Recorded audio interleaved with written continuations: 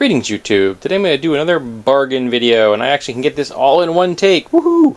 Okay, we have books here, and we have, and set out in a flat format so everyone can see the covers. We have Saucerful of Secrets, the Pink Floyd Odyssey. The best book around on the enduring popular band written by Chicago, well, quoted by Chicago Tribune, written by Nicholas Schaffner. I'm a Pink Floyd fan. The first rock and roll album I really bought was Pink Floyd's Dark Side of the Moon, and it was mind expanding.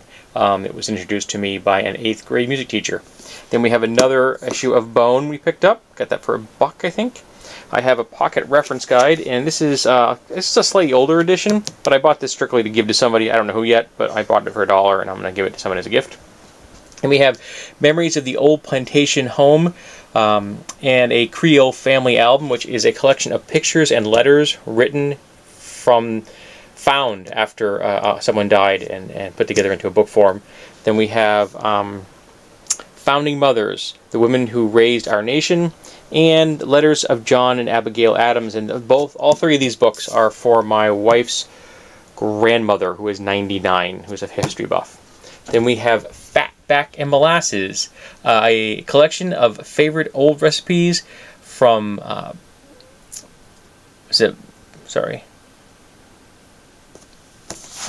Newfoundland and Labrador. It's a horrible font. Wow, it's a horrible font. And it wasn't printed very well on top of it. But yeah, from Newfoundland and Labrador. Then we have 3 DVDs this week. We have The Amazing Spider-Man, which is in horrible shape. Apparently the family dog approved of this movie. The DVD's fine, but because of the shape of the box, I got it for $1. Can't fault that. I haven't seen this movie yet, so there you go. Cheech and Chong's Up in Smoke, which has a full-length commentary track with Cheech Marin and the director.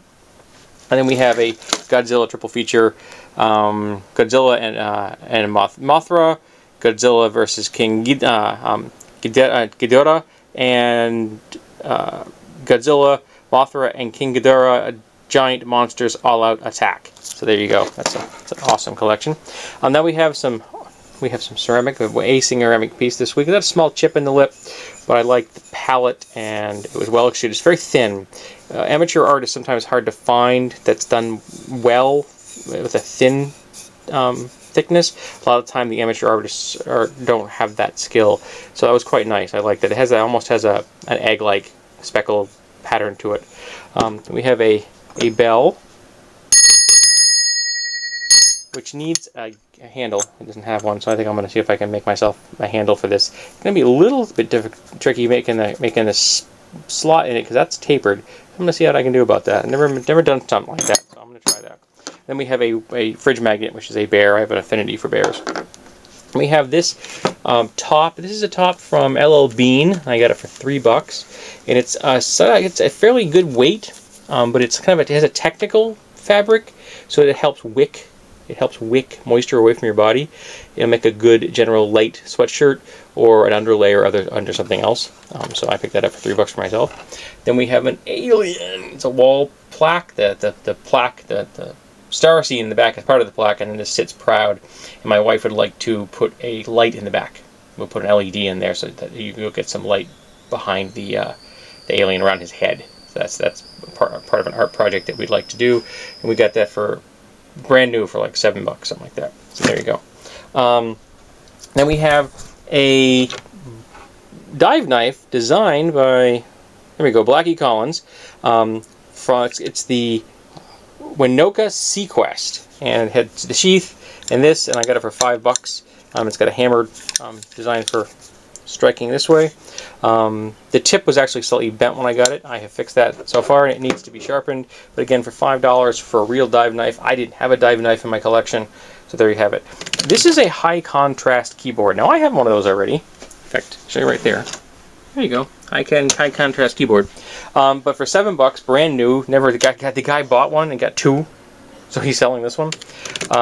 So I have a spare now, because I have contrast problems with my vision, and this makes it much easier for me to type. So that's what I use. So now I get a spare. So there you go. So when that one finally gets broken or worn out, I get another one, and I don't have to pay shipping for it. And we have a magnetic bowl. It needs to be cleaned already, but I paid $1 for it. And it's nice because when you store this, you just put it on the side of your toolbox, and it just hangs there. And when you put metal parts in there, ferrous parts, they stick in the bowl, they don't fall out. In fact, this is actually sticking to the metal frame of the table. Then we have a flavor injector, which my wife actually wants to inject homemade herbicides into a certain plant. We have a persistent plant that's bugging my wife, so she wants this so that she can then inject it into the roots. So this is going to be used to kill a plant. It's a vinegar soap mix, I believe is what it is, homemade. So it's really cheap to make. Then we have a star drill, and this is designed for drilling holes in stone or concrete. And you obviously hit it, and when you hammer it, you hammer, rotate, hammer, rotate, hammer, rotate, hammer, rotate. And that's how you can punch a hole through granite with this thing. I picked it up for $5. It's in decent condition. The tip's in nice condition. The head's not so much, but I don't care after I hit it with the hammer. But the head's in good shape. That's all I care about. And then we have a pry bar, which I paid $1 for. And I like this because it's very thin. Very thin. Got a decent width and perfectly straight. So I think that's going to be useful for getting into places that some of my other pry bars, which are small, I have a couple of small ones, like in the 6-8 inch range. And I have a big one, but they all have curves to them. And this is perfectly straight, thin, and wide. So this may fit a gap that I don't have in my pry bar collection. And again, for $1, I can't really lose on that. Then we have something old school. This is the Just Right electric headlamp lantern. The both hands-free lantern. 4-cell C-cells. 4-cell uses 4 regular flashlight batteries, corrosion-proof battery case, 4-foot connecting cord, 3.5-foot belt hook with hanging slot, adjustable elastic headband. Model number 19040. And this is old school, folks. This is old school. Got that for $3 at a yard sale, and it's in incredibly good shape.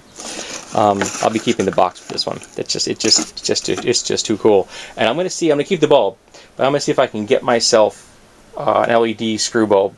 Someone else suggests that I try a certain one. I haven't had a chance to do it yet, but I'm gonna see if I can find one and then convert this to LED. So that would be cool.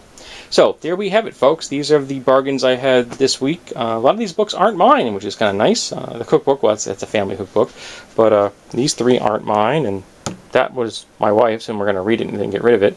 And that one, that's mine, but this one's for a gift. So net gains for books for me are 1, and I'm finished reading it. I'll pass it on. I work with a guy who's a major musician and lover of music. He's a drummer who does as a part-time job. He drums every weekend, so he'll probably eat that up.